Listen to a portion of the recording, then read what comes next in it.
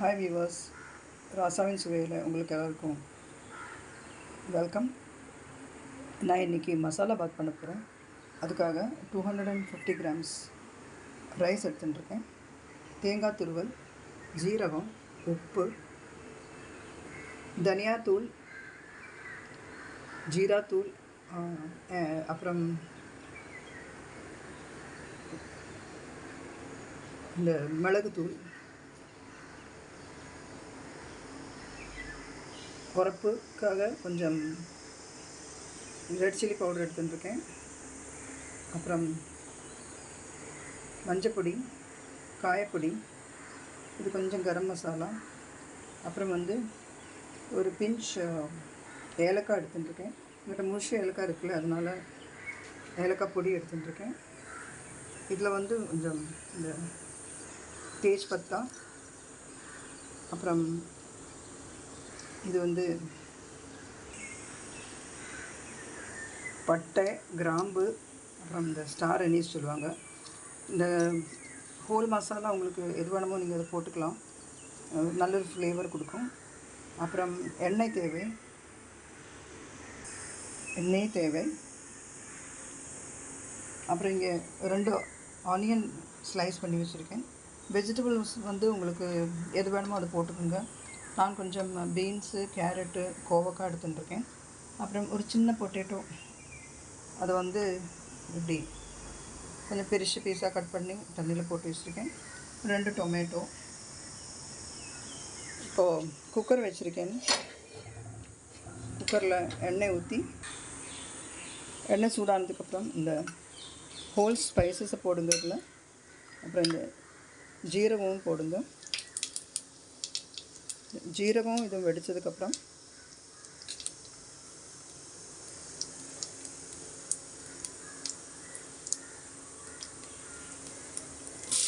Onion போடலாம்.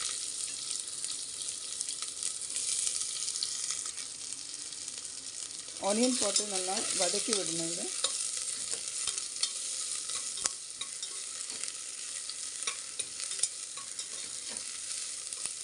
ரொம்ப brown colour ஆக்க வேண்டாம், கொஞ்சம் சாஃப்ட் ஆறது வரைக்கும் நம்ம அந்த ஆனியனை வதக்கிக்கணும்.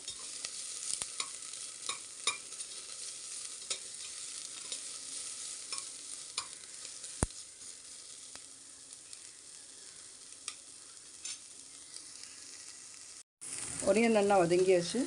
நம்ம இந்த வெஜிடபிள்ஸை போட்டுடலாம். அதில்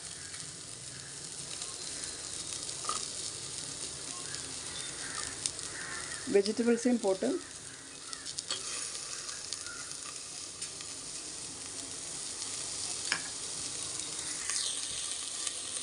நல்லா வதக்கி விடலாம். இது ஒரு 2 நிமிஷம் வதக்கலாம்.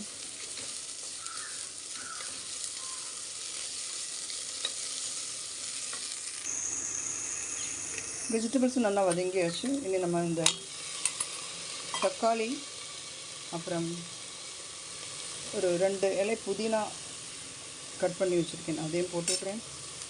அப்புறம் ஜிஞ்சர் கார்லிக் பேஸ்ட் போடணும். ஜிஞ்சர் கார்லிக் பேஸ்ட் போட்டிருக்கேன். இதை பாருங்கள், இதுதான். இதை போட்டு நல்லா இந்த தக்காளி நல்லா வேகணும். அதுக்காக நம்ம இதை நல்லா மூடி வச்சு கூட வேக விடலாம். இல்லாட்டாக்கா நல்லா இப்படி இதை இலக்கிண்டு வேகிற வரைக்கும் வெயிட் பண்ணணும். ஜிஞ்சர் கார்லிக் பேஸ்ட் இந்த டாபரோடு ஹோம்மேட் ஜிஞ்சர் கார்லிக் பேஸ்ட் வாங்கி வச்சுருக்கேன். இது கொஞ்சம் ஈஸியாக இருக்குது. அது இல்லாட்டாக்கா நீங்கள் வீட்டில் கூட ஜிஞ்சர் கார்லிக் பேஸ்ட் பண்ணி வைக்கலாம். அதோட வீடியோ நான் போட்டிருக்கேன். அது உங்களுக்கு டிஸ்கிரிப்ஷன் பாக்ஸில் லிங்க் கொடுக்குறேன், அது நீங்கள் போய் பார்க்கலாம். அப்புறம் இந்த டீட்டெயில்டு இன்க்ரீடியன்ட்ஸு நான் டிஸ்கிரிப்ஷன் பாக்ஸில் கொடுக்குறேன், அதை நீங்கள் பார்த்துக்கலாம். ஸ்பைசஸ் எல்லாம் நான் எங்களோட தேவைக்கு அனுசரித்து நான் போட்டுருக்கேன். உங்களுக்கு சில்லி பவுடரெல்லாம் கொஞ்சம் ஜாஸ்தி வேணும்னா நீங்கள் ஜாஸ்தி இன்க்ரீஸ் பண்ணிக்கலாம். இதை கரம் மசாலாவும் சில்லி பவுடர் இன்க்ரீஸ் பண்ணிக்கலாம். நான் கம்மியாக தான் எடுத்திருக்கேன்னா, நாங்கள் கம்மியாக தான் மசாலா யூஸ் பண்ணுறோம். அதனால் தக்காளி நல்லா வதங்கியாச்சு. இனிமேல் இதில் மஞ்சத்தூள், மிளகாத்தூள், அப்புறம் அந்த ஏலக்காய் பொடி, கரம் மசாலா, அப்புறம் இந்த தனியா ஜீரா மிளகு பொடி.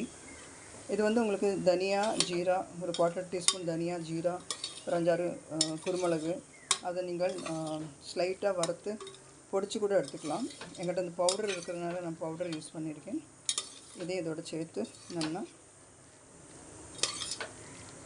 மிக்ஸ் பண்ணி விட்டு அரிசி ஒரு 2-3 தடவை கழுவி ரெடியாக வச்சுருக்கணும். அப்புறம் வந்து 1 கப்பு அரிசி எடுத்துட்டேன்னா 1 கப்பு அரிசி எடுத்துட்டேன்னா 1.5 கப்பு தண்ணி விடணும்.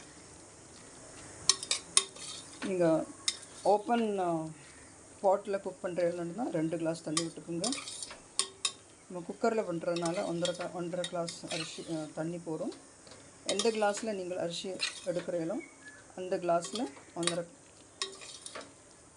கப்பு தண்ணி விட்டுக்கணும். இதே நல்லா அப்படி வழட்டி விட்டுண்டாச்சு. இனிமேல் நம்ம அரிசி போடலாம். அதில் அரிசி போட்டாச்சு.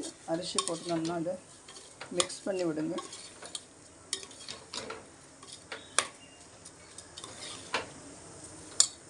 உப்பு போடலாம். 1 டீஸ்பூன் உப்பு எடுத்துட்டுருக்கேன்.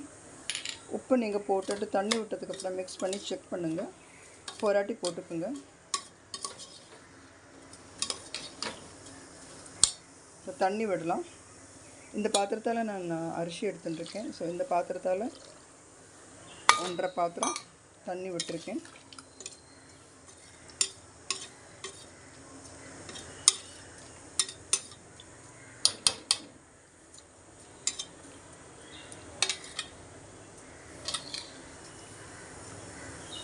இது ஒரு கொதி வந்ததுக்கப்புறம் நம்ம குக்கரை மூடி ஒரு 1 விசில் ஃபாஸ்ட்டாக வச்சு 1 விசில் வச்சுட்டு நம்ம அடுப்பை அணைச்சி விடலாம்.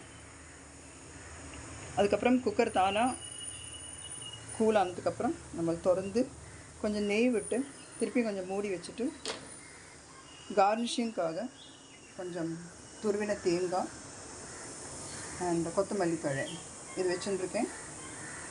அப்புறம் இது வந்து நீங்கள் பப்படம், ஆனியன் ரைத்தாவோட ரொம்ப நல்லாயிருக்கும் சாப்பிட்டேன்னா. இது அப்படியே சாப்பிடலாம். உங்களுக்கு ரைத்தா எதுவும் தேவையில்லை. இது ஒரு கொதி வந்தாச்சு. நம்ம குக்கரை மூடிடலாம். குக்கரை மூடி ஹை ஃப்ளேமில் ஒரு விசில் வரத்துக்கு வெயிட் பண்ணலாம். சில சமயம் அரிசி வேகாது, அரிசியை பொறுத்து இருக்குது. அப்போ ஒரு விசில் வந்ததுக்கப்புறம் ஒரு 5 மினிட்ஸ் லோ ஃப்ளேமில் வச்சுட்டு நீங்கள் கேஸை ஆஃப் பண்ணிக்கலாம். அது நீங்கள் அரிசி எப்படி இருக்குதுன்னு பார்த்துட்டு பண்ணிக்கோங்க. சில சமயம் வேவு ஜாஸ்தியாக இருக்கும் அரிசிக்கு. இப்போது விசில் வந்தாச்சு. ஒரு 5 மினிட்ஸ் நான் ஸ்லோ ஃப்ளேமில் வச்சுட்டு நான் இப்போ கேஸ் ஆஃப் பண்ணுறேன். இனிமேல் வந்து இது குக்கர் ப்ரெஷர் இறங்குற வரைக்கும் வெயிட் பண்ணி அதுக்கப்புறம் கொஞ்சம் நெய்யை விட்டு திருப்பி ஒரு 5 மினிட்ஸ் மூடி வைக்கணும். குக்கர் ஓப்பன் பண்ணியாச்சு. இனிமேல் ஒரு 2 டீஸ்பூன் நெய் விடுறேன். நெய் விட்டு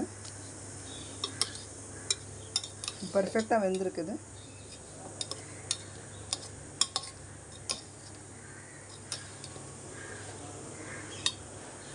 நல்லா மிக்ஸ்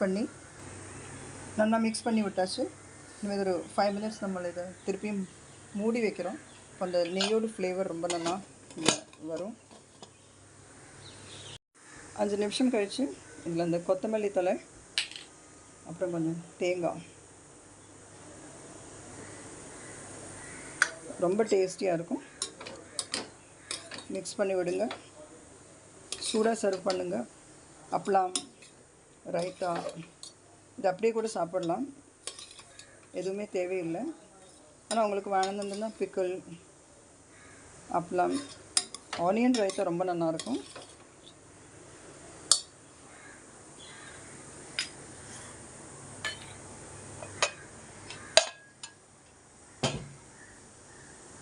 உங்களுக்கு இந்த வீடியோ பிடிச்சிருக்குன்னு நினைக்கிறேன்னா, நீங்கள் ஃபஸ்ட் டைம் என்னோடய சேனல் பார்க்குறீங்கன்னா சப்ஸ்கிரைப் பண்ணுங்கள், லைக் பண்ணுங்கள், ஷேர் பண்ணுங்கள், கமெண்ட் பண்ணுங்கள். உங்கள் ஃப்ரெண்ட்ஸ் அண்ட் ரிலேட்டிவ்ஸ்க்கு ஷேர் பண்ணுங்கள். இன்னொரு நல்ல வீடியோவாக வருவேன் நான். அதுக்குள்ளே நீங்கள் இதை ட்ரை பண்ணி உங்களோட கமெண்ட்ஸ் போடுங்க. என்னோடய சேனல் பார்க்குறதுக்கு நீங்கள் டைம் எடுத்து இதை பார்த்ததுக்கு ரொம்ப நன்றி. வணக்கம்.